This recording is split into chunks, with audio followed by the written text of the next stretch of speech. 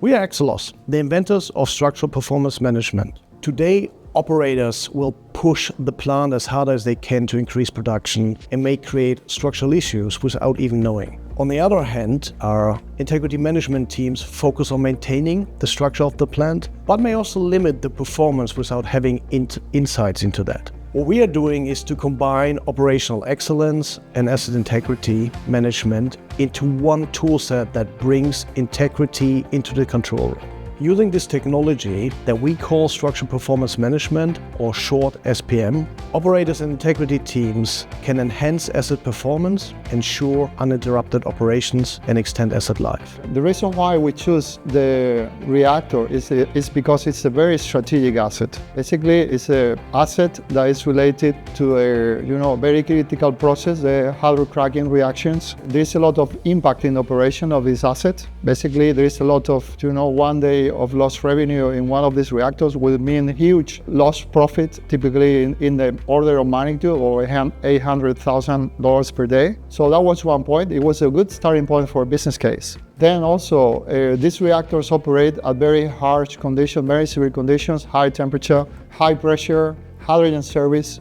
So there was another very important driver, which was the safety, the asset integrity. So it was a good combination, a good leverage for a business case, and also there was these aspects, the technical aspects. That's why we decided to go to the hydrocarbon reactor as our choice to develop the first digital twin in the company. In terms of reducing asset integrity risk, we believe that the digital twin really helps us control the three main types of failures that these pressure vessels have.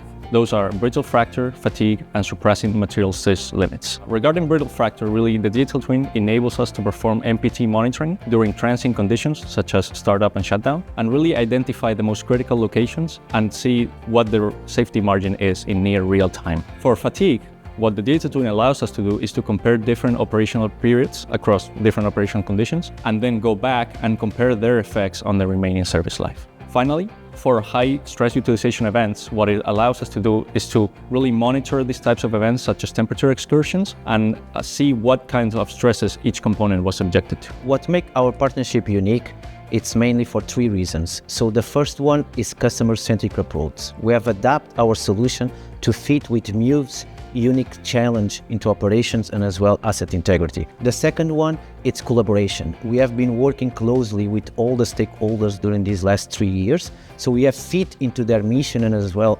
objectives like positive motion initiative and sustainability. And the third one, we share a common vision. So a vision to have simulation tools into operation, so having physics models into the control room. Regarding the impact of the digital twin on our operations, we are currently deploying the digital twin and building the exploitation model to integrate it in the day-to-day operations. This is for both operations and asset integrity management. Now, we consider this tool a key enabler for this mind shift towards asset integrity awareness, and that's what we intend to build.